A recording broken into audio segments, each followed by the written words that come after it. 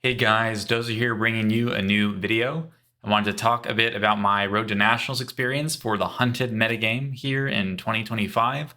Let you know that I was playing Verdance and tell you how it went, what the deck list was like, and just tell you about the experience. I hope you enjoy. Story time. So today I went to my RTN at my locals. It was not a long drive for me, about 30 minutes.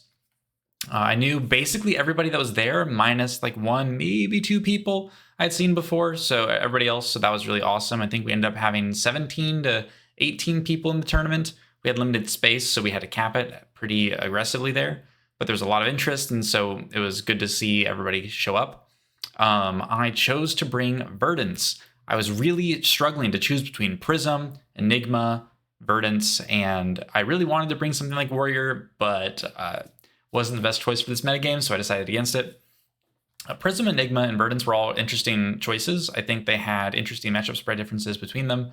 So for instance, Prism was really potentially a good dark horse pick because if there's not a lot of Guardian, there's not a lot of Brute, there's not a lot of these popper heavy decks, you can potentially get there against a lot of these assassins and wizards and stuff in the metagame, some of the ninjas. But at least in my experience with Prism, if you play into those aggressive matchups, you don't have a tremendous amount of agency because you're also just playing aggro without the ability to ever block, and you don't really have good armor. And all these pings make it really hard to get value out of your angels. So generally speaking, I was not looking at Prism as a good meta contender. I knew that if someone was bringing Illusionist, it was going to be me. So I was pretty safe in feeling able to bring Wizard. I thought about bringing Enigma as well, but again, I was pretty sure that no one was going to bring Enigma except me.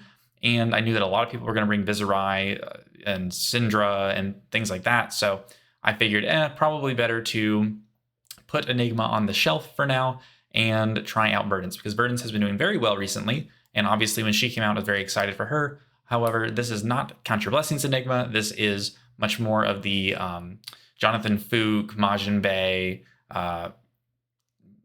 day one mid-range Verdance list where you have a lot of the good Majestic cards, some good generics. Again, oof, that price tag right at the top there. I guess you can't see because of the camera, but how about we move? Well, we won't worry about that, but suffice it to say, the deck's a little pricey, and yeah, crazy, right? Good cards are expensive. That sucks. But basically, yeah, I played Verdance.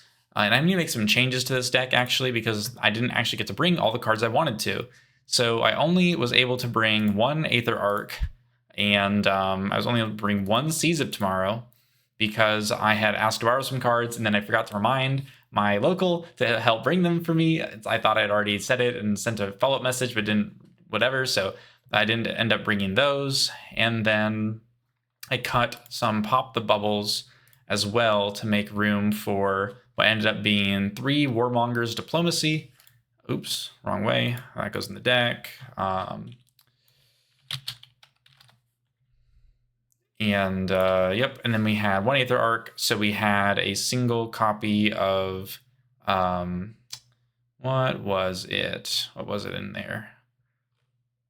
We had 1 copy of, oh yeah, Emeritus Scolding. Yeah, we had 1 blue Emeritus in the deck. So this was the actual list we ended up taking, so let's just walk through it really quickly. Verdance, Thorn of the Rose, Earth Wizard Hero out of Rosetta just a set ago. She's very powerful as a wizard because she has 40 life and she has access to Storm Striders, so that gives her a bit of extra wiggle room to do cool combo things. Her hero power doesn't normally matter until the very, very late game. It takes you a long time to get those Earth cards in the Vanish Zone to function with your healing cards, and even then you're only getting 1 Arcane per thing out of it, so this is more of a late game, hey, I'm healing, getting myself out of lethal range, and maybe threatening damage on your opponent is really relevant. So Verdance, very cool hero, but her hero power leaves a lot to be desired outside of very niche situations. The chess piece we ran in almost every matchup was Barkskin of the Millennium Tree. It's Earth, it has Temper. It's actually really good because it can go into the graveyard to be a decomposed target, but sometimes you can get embodiments of Earth out of it to make your non-attacks block better. It's not super relevant in this deck because there's not that many non-attack actions, but having a bit of extra fridge to help cover breakpoints and stop a lot of these 1 power or 2 power attacks that are in the metagame that have on hits such as, if someone puts a Succumb to Temptation onto a Rune Rager Swarm, or if they're sending something to threaten Mask of Momentum, then Barkskin is really good at blocking those. The glove I brought was actually Blade Beckoner Gauntlets. Now, I don't own a Stonewall Gauntlet, nor do I really want to shell out the money for one because I think it's a little overhyped, but Blade Beckoner Gauntlets is incredibly good in this metagame. It's very good at stopping these really small 1 power or such attacks, like even assassins have. Things like Persuasive Prognosis, or things like Bonds of Agony. Being able to stop 1, having the Guardwell give it -1, and then you block a dagger or something, or a weapon, to get that +1 over the 0, and then you block 1 again. The gloves can either block 2 on a weapon once, or I can block 1 on an attack and then 1 on a weapon later. So really great for that. On top of that, it has Guardwell, so it never actually leaves the field, and that lets you block against the card T-Bone very well. So against Mechanologist, this can help you not give up your Barkskin or not give up your Tunic, as the case may be, depending on the matchup that you're in. So Blade Beckoner Gauntlet, pretty sweet, great rare out of the Hunted. Plume of Evergrowth, classic Earth card from Tales of Aria. Mostly was a draft card until Verdance came around, because Verdance has amazing Earth cards to get out of the graveyard with this. She gets not only access to obviously getting Fellings back out of the graveyard, Channel the Millennium Tree, all these cards, but she can obviously get instants as well, such as Rampant Growth Life, which allows her to extend her combo threat, because normally you can't get instants out of your graveyard, and Plume of the Evergrowth is really the only way you can do this, at least as far as I know of in the moment. There are some other effects that have like more specific targets, but Plume is a very blanket, easy way to trade a blue card or just some resources off of maybe an energy potion and a tunic for any Earth card in your graveyard, except for like a D-reaction, D-react, attack reaction, all those things. So powerful card. Stormstriders, classic wizard card, gives you access to play on your opponent's turn by just paying a resource, which is a crazy trade-off, because if you have lethal on your opponent with cards and spells in hand, and they're attacking you and you've got full grip, you can just send it all at them in response to their attack when they have no resources left to AB, and you can just cook them right on the spot. So it's a very powerful card. Surgent Aethertide is the only weapon that I brought. It is a powerful staff that lets you deal 1 damage with Go Again, that's Arcane, and for how much damage it deals, it buffs your next spell by that much. It has to be a card that does Arcane, so it can't work on, say, your health ping or something. It's not Amp. It's a slightly different effect. But effectively, this is a blue Aether Flare with Go Again on a stick, which is fantastic, because we're going to normally buff this with our Amp effects to carry over the Amp and double dip. So that's the equipment loadout generally. So in the sideboard, we did have a Fyendal Spring Tunic. This is more for the slower matchups where you really need to have that extra resource to combo with your energy potion. So for instance, if you want to use your Plume of Evergrowth to get a card out of your graveyard, having the Tunic resource plus a potion, like an energy potion, lets you pay for your hat with low hand, bring your card out of the graveyard, and then you can use your other energy potion to swing your Surgent as Arcane for that 1 Arcane plus however much Amp you had. So if you had, 3 health potions and you were able to Rampant for at least once, then you could Amp 7 and then send, some pings plus damage to really push a lot on a very low hand. And that scales very hard as you add more cards to it. So if you had a Zap equivalent, so Zaps generally refer to 0 cost arcane damage dealing non-attack actions in Wizard. They generally deal 1 damage and cost 0, but they're a good vessel to carry over the Surgent buff. So if you're able to do Surgent into this off a very small hand, you can do upwards of 20s to 30s of damage, depending on how much you've healed and how much you've amped. So that's why we're running Surgent. It's very powerful. In the Tunic, Channel the Millennium Tree, very powerful Earth card. It's a little tricky to use because you have to have the Earth cards to keep it around. It's kind of inefficient otherwise, and you want to buff your cards that are going to give you surge effects. However, surge effects, when you amp 3, are not amazing because your opponents are generally going to have AB3 if they're going to have AB at all. And so, yeah, you take a blue from them to deny the on-hit, but what you really want to do with Channel the Millennium Tree is use this on your Surgent. So you come in for 4 Arcane. If your opponent ABs with a blue card, they lose a whole card, and you still hit them for 1, so that your next spell, ideally a 0-cost Surge card, is going to deal 1 over its base. So if your opponent does not AB it, then it's going to hit their on-hit effect anyway, and so it's going to get another card out of their hand. So Channel the Millennium Tree, very good with Surge and Aethertide, very good with the Zaps that we have in Verdance, and it's an Earth card. It blocks 3. It's non-attack. It kind of fills every role.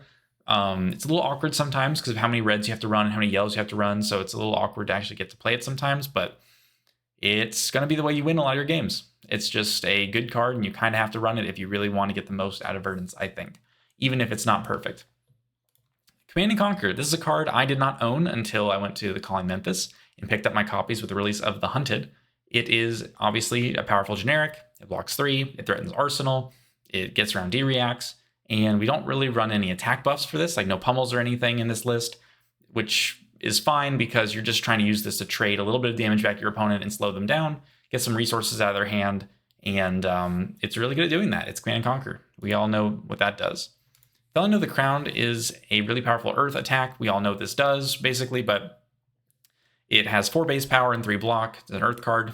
3 block Earth cards are great, and the most important thing about this card is that when you decompose by banishing Earth cards out of your graveyard, you can unconditionally remove a card from your opponent's hand.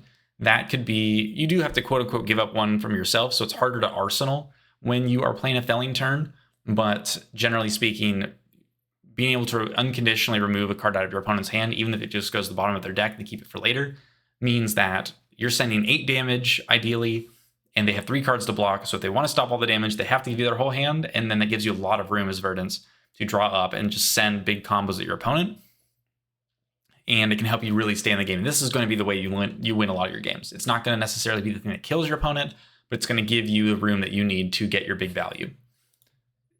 Pulsing Aether Life is a Earth 3-block card. It's also a wizard card, so it lets you use this off of Stormstriders to be able to deal Arcane to your opponent during their turn.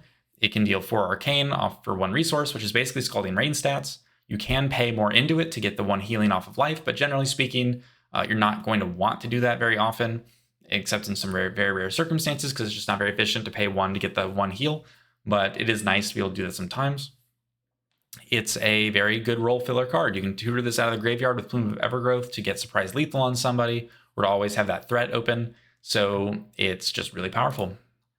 Rootbound Carapace is a defense reaction that lets you banish cards out of your graveyard with Decompose to give it +1 defense, so the red can block 4 and the yellow can block 3. What's really important about these cards is that they help accelerate your Decompose counter so that you can play your Fellings and your Plowenders for their full value the first time. You never really want to send those attacks for their base stats. You want to get that extra 4 power, so being able to have enough copies of Rootbound Carapace to guarantee that happens as early as possible is really great. Also in this metagame, there's a lot of attack reaction heavy decks like Assassins, so Rootbound Carapace helps on that front as well. And it also helps you cover a lot of the head jabs in the meta, such as on the ninjas when it can decompose. So Rootbound Carapace, really great card, and helps you pitch to keep your Channel of the Millennium Tree around as well. Shelter from the Storm, powerful generic, surprise, surprise. It is a good replacement for Sink Below because it helps you not only block 4 out of your arsenal against a lot of these breakpoint decks like Viserai or otherwise, but the really important part of this card is the instant where you can discard it to prevent the next 3 arcane that's dealt to you. This is extremely important against Viserai, against Syndra, against Nu, against all of the heroes in the metagame, really. So this card is really fantastic, and it's really just the ultimate defensive card. It's really hard to beat this card's value. Sigil of Solace, 0 cost, heal 3 at instant speed. This is probably the best and most efficient way to heal that Verdance has access to ever since Counter Blessings Blue got banned.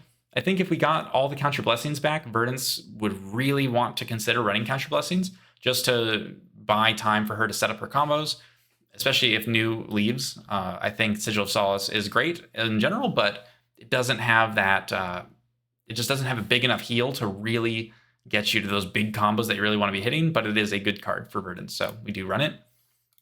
Mind Warp, 0 cost, zap. It's a yellow zap that's majestic, and it has Surge, which means that if you deal more damage than its base, it gets to do the effect. And so if it does any more than its base damage off of your buff cards, then your opponent has to shuffle their entire hand into their deck and draw that many cards -1. So you straight up scramble their hand, they don't know what they're going to draw, and then they have 1 fewer card. So let's say the ideal situation is you set up a bunch of things like Channel Millennium Tree, Surgent, they maybe AB or maybe don't, then you slam them with the Mind Warp, and then now their big turn that they were planning to hold and throw back at you is now maybe not functional, not what they were hoping for, and less ceiling overall. So Mind Warp is a very good disruptive card when it lines up.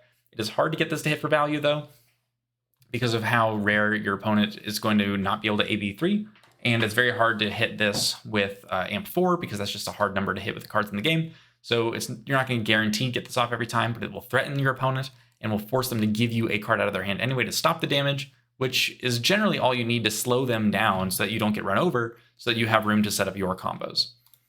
Plow Under is a Earth 3 block, so it's already good, and it decomposes, which is great. And if it does decompose, it removes your opponent's arsenal and your own, sends it to the bottom of the deck. So before they get a chance to de-react, before they get a chance to do anything, it can just help keep your opponent lower on cards. And it comes in for 6 power when it has reached the 4 Earths in your Banish Zone threshold. Otherwise, it attacks for 2. So you never want to really attack with this, except when you are in a really slow matchup and you just need to get your Decompose going, or if you absolutely have to get something out of your opponent's arsenal. But getting that 6 power that also kind of unconditionally removes their arsenal, really, really, really powerful. It's one of the reasons you can stay in a lot of games. However, Valiant of the Crown is obviously a lot better because your opponent will not always have an arsenal and your opponent will always have cards in hand. So generally speaking, Plow Under is inferior to Valiant of the Crown, but still very good and still 3-block Earth card. So those are premium. Rampant Growth Life is Verdance's win condition in most games. It allows her to scale her healing effects and turn them into damage. If you can double dip on your Rampants or even triple dip by playing multiple of these in the same turn, and then carrying over the buff from Surgent into your Zap cards, then Rampant Growth is going to be how you kill your opponent a lot of the times. It's very, very, very powerful, and you can use this to kill your opponent at instant speed, depending on the situation, but oftentimes it's perfectly good to just get an Amp 4 out of this and send big damage at your opponent. So like you would Sigil, Rampant, maybe pitch your Surgent, Aether Tide, and then you would do a Zap, and then you would do, something around 5 into 5 damage or something, but mess up your opponent with the non-hit. So just really good value there. Ring of Roses, new card out of the Hunted. It is a Earth Wizard action that blocks 3, which is crucial. And if you do play it, it lets you heal every time you deal arcane damage for the first time on a turn. That's mostly going to be in your own turn, and that will normally trigger the Verdance ability if it's late enough in the game to potentially, represent 3 damage off of a heal on top of the heal value. So you might do Fruits of the Forest, heal 2, ping 1, heal 1, ping 1. So that Fruits of the Forest healed you 3 and dealt 2 to your opponent, which is really good for a blue card if it's got like a Sigil or Fruits or whatever. Problem is, it's a one of, you're not going to necessarily see it early. Even if you do see it early, your opponent is incentivized to AB your stuff anyway. And so you don't tend to do a lot of big arcane early on as well. So if your opponent's happy to AB, then this card doesn't really do a whole lot anyway. So Ring of Roses, it's a functional card. It is in theme with what the deck wants to do. It does not inherently move the needle on what the deck is trying to do, so it will not solve your matchups, but it is a good card, and it does make the list. Beyond that, I had 1 Aether Arc. The whole idea of using Aether Arc at 3 was that it creates a Ponder if you deal damage. So if you get a Ponder off of it, you can send a D-React or a Zap or maybe like a Valiant of the Crown or something into your arsenal, because you want to have those cards because they're good cards and it represents card draw, which is fantastic. And it's a target for your amp off of your Channel Millennium Tree. But it's also really good because you're trying to work it and combo it with Seeds of Tomorrow. Seeds of Tomorrow gets rid of your arsenal to prevent the next 5 damage you would take this turn. And that's really powerful against Syndra. That's really powerful against Go Wide, Go Tall, against everything really. And it's good against arcane damage. It's good against physical. It's just a really fantastic, flexible card. And so in order to get enough cards into Arsenal to make this work, I wanted to have as many Ponder generators as I could reasonably put. And so Aether Arc was one of the best options for that, as well as Mental Block. Mental Block made the deck list because it's a blue card that at worst blocks 2, which is better than a lot of Earth cards because you never want to play them. You don't ever want to get them locked in your hand. But Mental Block you can easily discard to prevent not only 2 damage on one source, but 1 damage on 2 sources. And if you do use the prevention effect instead of the block, then you get a Ponder.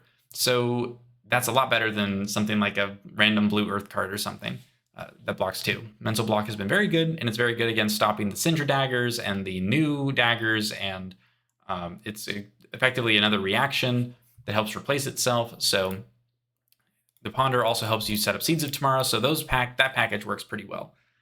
Beyond that, speaking of random Earth cards, Autumn's Touch Blue. It's a blue card, it's an Earth card, it blocks 3.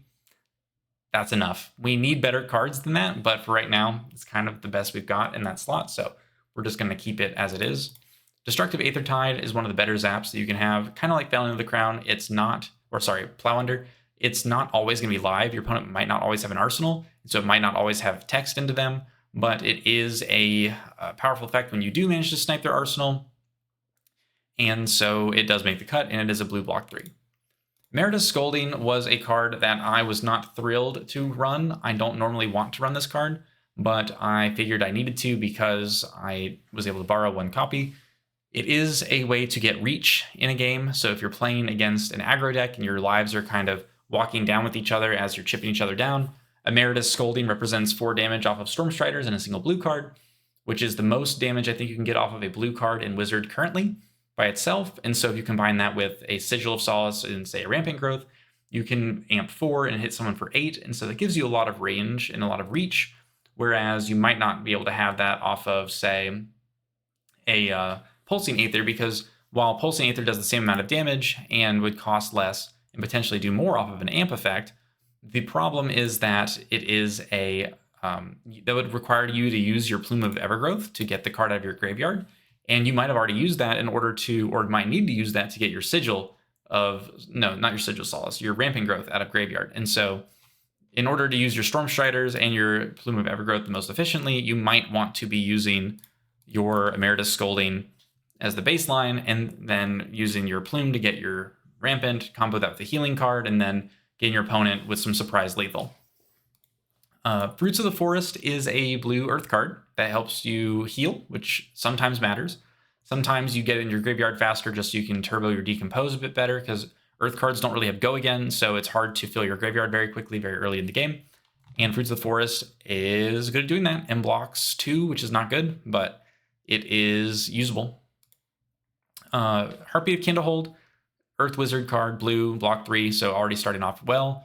And it heals you 3 times. So if you're in the late game, this will ping your opponent for 3 or 3 times for 1, because Verdance will trigger on each heal that you take here.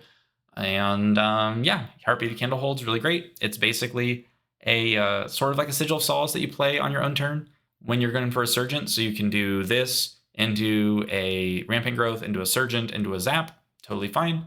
And it's not instant speed, but you could do it at instant speed with Stormstriders, though you wouldn't really be able to follow it up with much, so not really a common line, but it is a good card, so we do run it. Then I was running Pop the Bubble initially, but I had to take some out because these were basically the replacement for Aether Arc.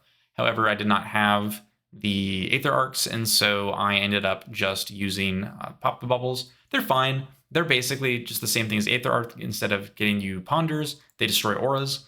Viserai has a lot of auras that you want to destroy, as well as some incidental auras that exist in the game. So Pop the Bubble is decent in that context, but otherwise generically not super great. Mostly it's a blue block 3 that is a vessel for your amp buffs. Scour is a blue block 3. It's very powerful because of that as a baseline. It does let you pay into it to destroy your opponent's auras. That's very good against Enigma. It's very good against Viserai. The problem is that it's not necessarily enough. Those matchups need a lot more than just Scour. And Scour is good, but a lot of the times your opponent's not going to leave you an opportunity to use that on your own turn. You will need to use your Striders to get the most value out of this. And oftentimes you don't want to be using your Striders to Scour, so you have to be very careful about how you use this card, and you might not see it at the right times because your opponent might not have auras for you to kill that really matter. For instance, like Mirror Guy or Manifestations of Mirror Guy or 10,000 Year Reunion, or a lot of Viserai auras might not stick around or might not be even valid targets of Scour. So you have to be careful about that. Seeds of Tomorrow, like we said, very powerful card. It is extremely flexible, and if you have enough Ponders to support it, it can be a very good card to draw as an Earth Blue that effectively blocks 3, you could say, and turns your arsenal into a 2 block. So that's fine, and it's very efficient damage coverage in this metagame. That's very premium, so not bad at all. I did run 3 Warmonger's Diplomacy. The funniest thing is I never drew them in any of the matchups where I needed them. So it was literally just a blue block 3 that had no text. I never got to cast one in the entirety of the RTNs, so you definitely do not need this card. It was funny enough, we had these and not the Aether Arcs and not the Meritus Scoldings. So that's where we went with that. The sideboard, I think, worked out really well. Calming Breeze at 3 felt great. I ran often over 60 cards into a lot of matchups because I wanted to have room with all these necessary cards, like the combo pieces that I need, but also I needed the defensive cards. Calming Breeze was great every time I drew it. It stopped Cinder Daggers, it stopped Rune Chance, it stopped assassin attacks. It just did everything I could ever want it to do. Very, very, very powerful card. Notably, you can use it out of your arsenal, so it's a good ponder target, and it's the only card that has the floating prevention effect that you can actually play from arsenal. Seeds of Tomorrow can't play it from arsenal. Mental Block can't play it from arsenal, and Shelter from the Storm also cannot use its effect to stop damage from arsenal. So Calming Breeze uniquely does this effect for Verdance, so very, very good as a way to bank that for an important turn rather than just using it in the first opportunity. Summer's Fall Red, powerful card, 6 power, relevant in the Phantasm, removes the auras from the board without any condition from your opponent. So if they have a Manifestations of Miragai, if they have, Malefic Incantation, if they have a bunch of things, Summer's Fall can get them off the board. It's very powerful, very good. Also can help you get your Decompose going without losing out on a lot of the value. There are a lot of times where you'll want to banish and then not waste your value on the Fellions or the Plows. So being able to play this for value up front without feeling like you've lost anything is very solid. So the energy potions and the health potions. So energy potions as an instant give you 2 resources, while healing potions as an action give you 2 health. You really want to use these into slow matchups to set up your combos. The main combo you're looking to do is use an energy potion plus Tunic resource to use your plume to grab a rampant growth out of your graveyard, and you use the other energy potion to pay for your Surgent Aethertide in full. So with just those 2 cards and your resource from your Tunic, you can amp equal to your heal and then send a staff for 1 plus that amp. The healing potions help you make that bigger. So the healing potions, ideally, you have all 3 out, plus your 2 energy potions and your Tunic resource. You heal H-Pot, H-Pot, H-Pot. You've healed 6. Ideally, you've pinged your hero power 3 times in that process. You then energy potion for plume. You get your 1 of your rampant growths. Maybe there are 2. You'd like to have 1 in hand and 1 in the graveyard, for instance. Play the 1 from hand, resolve life, heal 1, ping off Verdance, reach into graveyard with plume, off the energy potion resources in the Tunic. Play the other 1, resolve the life, ping with Verdance, amp for 8. So you've amped 16 total. Break the energy potion, send the Surgent for 17. Play a zap card for 17 minus whatever they AB'd, and then you hit them for that much plus the effects from the zap card. And that's just 2 rampant growths. So if you have 3 rampant growths, you definitely kill your opponent, and then 4 you omega kill your opponent. So this is what you want to pitch stack towards, and then have just a big turn where you blow up your opponent, and then pressure them for the rest of the game as well, if you've got things like Fellions, Command and Conquerors, and things like that. So Healing Potion, definitely very powerful in the slow matchups. Back when Counter Blessings was at 3 copies, you could effectively do this with just energy potions, because you'd have your Counter Blessings. Even if you had to cast a yellow one, you'd ideally cast a red one, but let's say you cast a yellow one and you've got 6 of them in your graveyard, you're healing for 8 off of 1 card and 1 energy potion at instant speed, and then you could use your energy potion plus Final Spring Tunic to Aether Flare, Stormstrider Snapback. So if you had a blue card, a Surgent, if you had a blue card, a Rampant Growth, and a Rampant Growth, you could easily deal 40 damage to your opponent at instant speed when they're tapped out. And so you did not have to wait to get to your H-Pot turn. You did not have to wait and keep cards in your hand against decks that are trying to disrupt you. So Counter Blessings definitely seems better for a combo build, but when you have all 9 copies, but when you don't, and your maximum copies is 4 in the graveyard, and you're healing for 7 off of 2 cards, at best case scenario, that's not great. So definitely tricky to make that work out for you, but that was why we're running the potions. It's for those matchups. Snag was in here essentially exactly for Assassin. You could do it versus Warrior as well. The text on the card is no longer actually accurate. Currently, the errata for this card is a functional errata, and this part at the end that says this only affects power that would be gained after this is resolved is not true. Snag works retroactively now, so basically if your opponent pumps their, let's call it their persuasive prognosis, and they just a nick, and they're pumping for 15, and you just say, okay, resolve all of them, play snag, then it goes back down to 1 power. So snag is really good against assassin. Unfortunately, as we'll go over in my tournament report, sometimes you just don't get to play them. So Metacarpus nodes is Arcane Barrier. That's basically all it's there for. Sometimes you can pump something with it, but you just generally don't want to do that. And that's the list. So I'll briefly go through the matchups, and then we'll get finished up here and just summarize everything. Round 1, played against a new. It was a new with a lot of life gain, like Arcane Polarity and stuff like that. So it was hard to get them into kill range while they were banishing all the cards out of my deck. I never really got a chance to throw good value back at the new. My hands just weren't really lining up early other than to try and stave off some of the on-hits. I managed to get all of my potions into play, all my E-pots, all my health potions, but all my snags got banished. I could never play around them. I never really got to set up a lot of my rampant growths and things like that. My opponent is very good at the game and is a very accomplished player. I'm not going to keep name dropping him, but he's a very good player.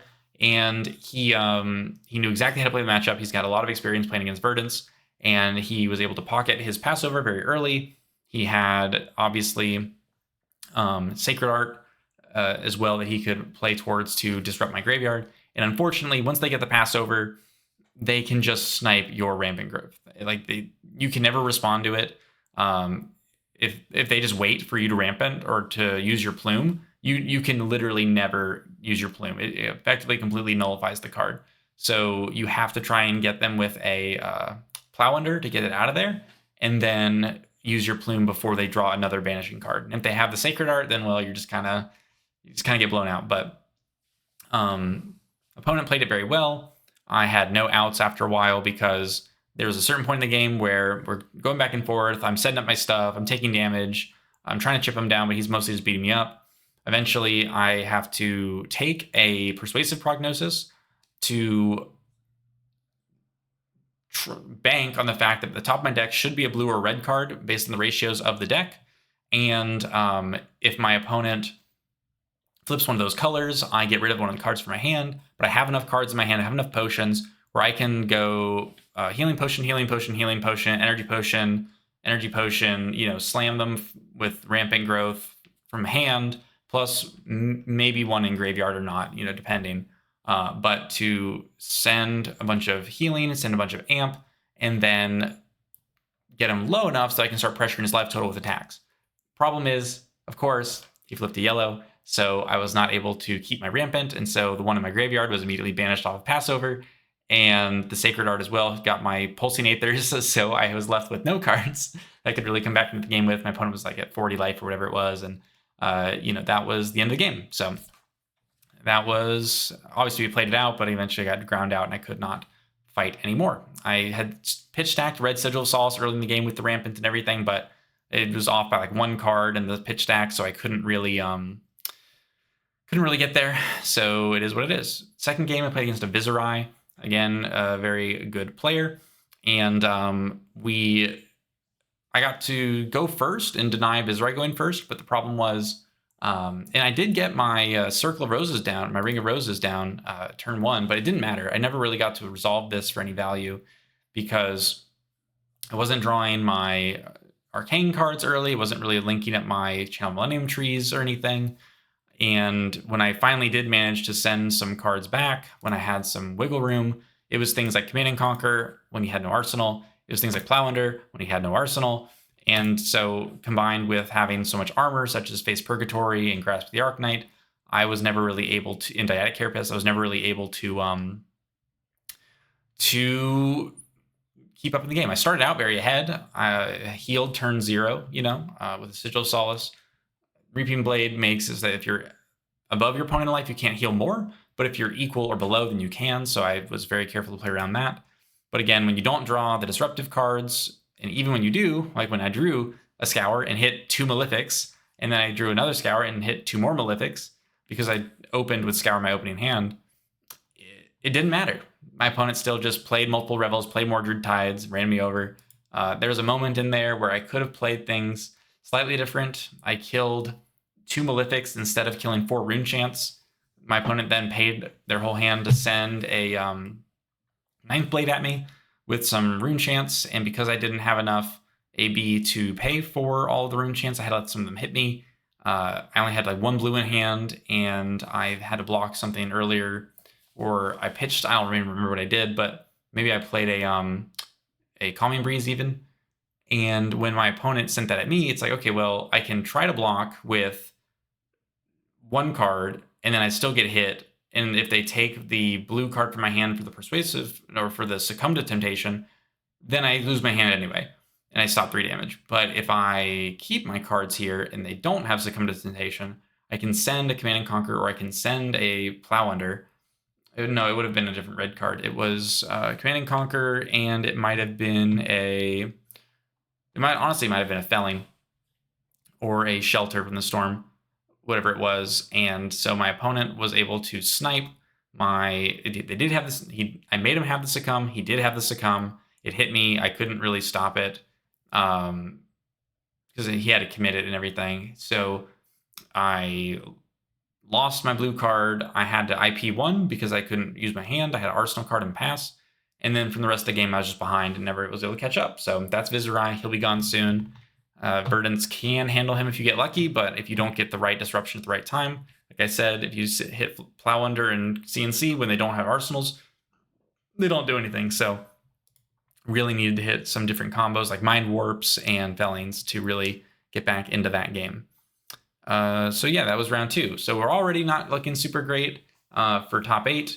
But then round 3, I play against a Kano, and my Kano was a very great opponent to play against as well. I got to choose to go first, and I got to set up a health potion and move to my end step. I arsenaled a just a whatever card, and I held, notably, my 1 copy of Seeds of Tomorrow. This is definitely what you need in the matchup to play against Kano. It helps you blank out their turns by combining it with your AB to stop them from getting big wildfire value. So I held this card. My opponent went to his turn. He dropped an energy potion and went to pass. I went to my turn. I looked at my hand, and I had like a Channel Millennium Tree. I think I had a Pulsing Aether Life. I had my Seeds of Tomorrow, and I had a blue card. And so, or like a Mind Warp. And I looked at my hand and I was like, wow, if I were to play my Channel Millennium Tree, Surgent, and send Pulsing, I could do a lot of damage here, or something like that. But I realized, I was like, well, if I do that, I'll be tapped out, and I'll be giving up my main win con, so I'm just going to send, Surgent off of my yellow card into Pulsing off my red card, my channel. And so I pitched, I think it was a Rampant Growth Life or something. So I pitched a yellow card, I pitched a red card, I did 1 into 5 Arcane, and I had 1 card in hand and 1 in arsenal. It was said pass, priority. My opponent thought about it for a second, and then decided to go absolutely ham on me. Cracked Energy Potion, cracked Storm Striders, Metacarpus, Crucible of Aetherweave for 6 Arcane on a Wildfire, Aether Wildfire.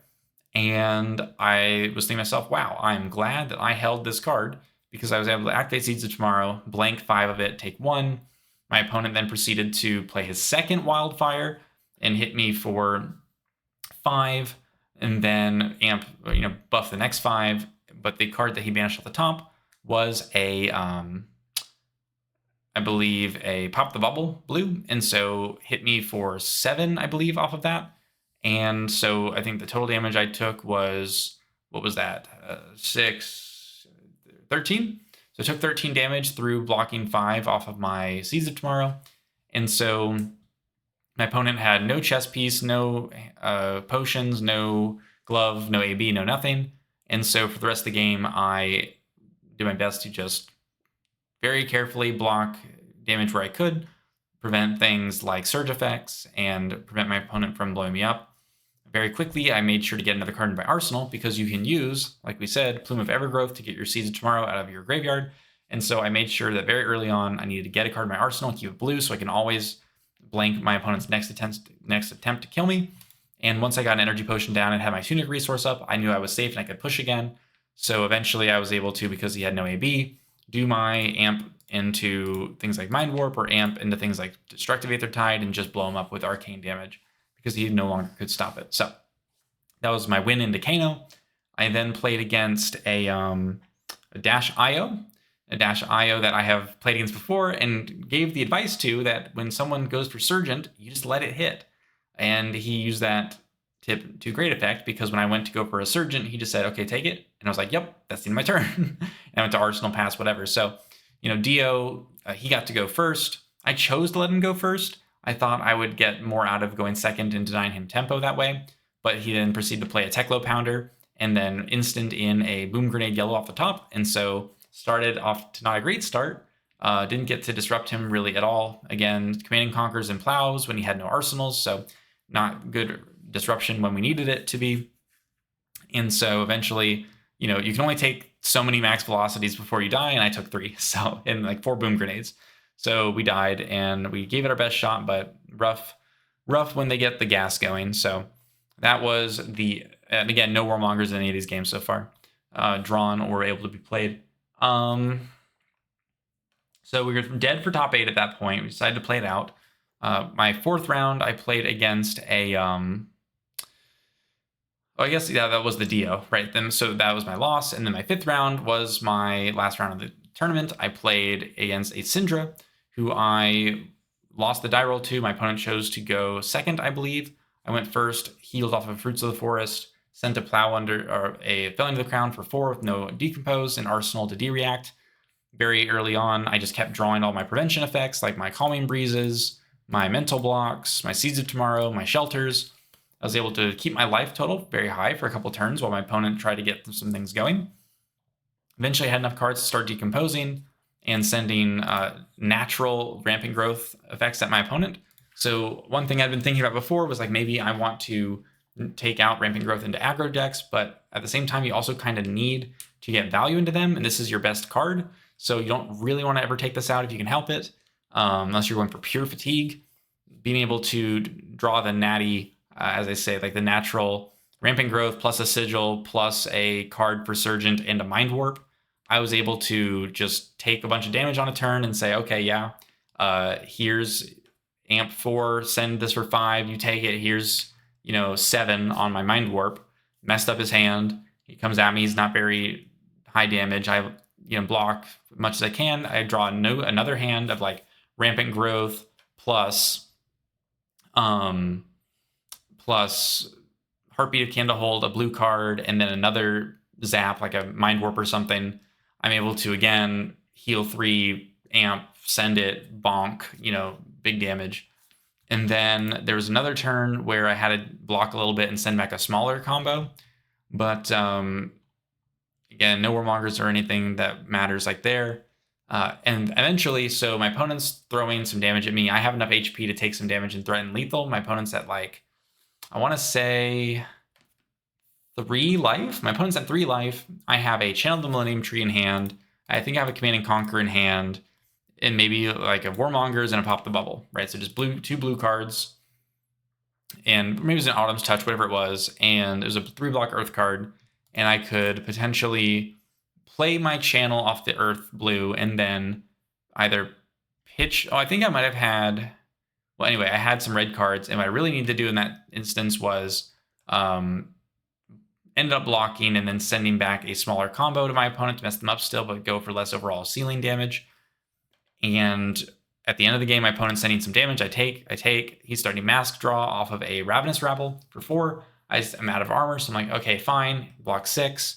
My opponent then draws up with no card in Arsenal, has 4 cards, has all of his equipment still, Mask of Momentum, Blood Spattered Vest, the Dragon Boots, and the Flick Knives.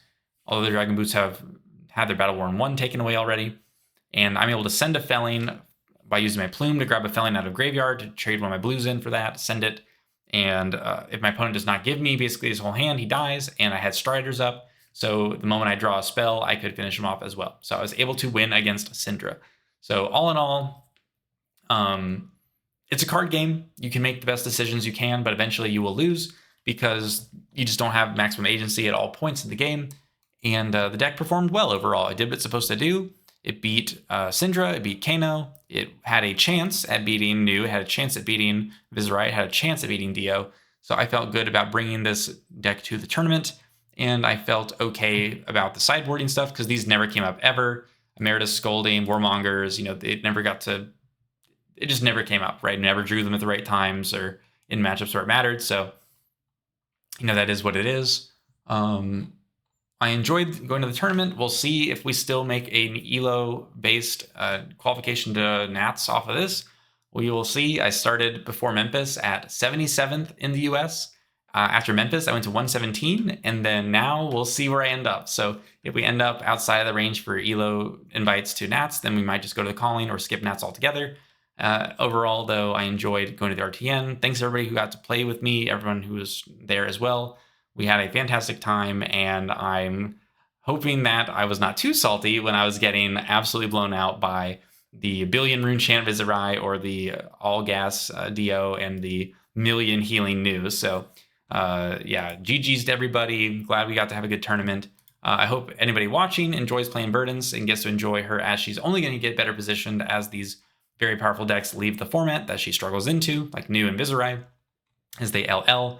So let's look out for that and see where the deck building goes in the future.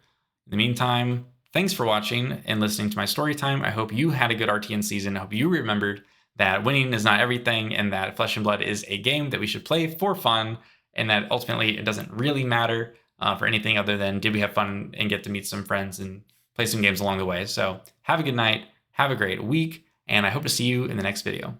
Peace.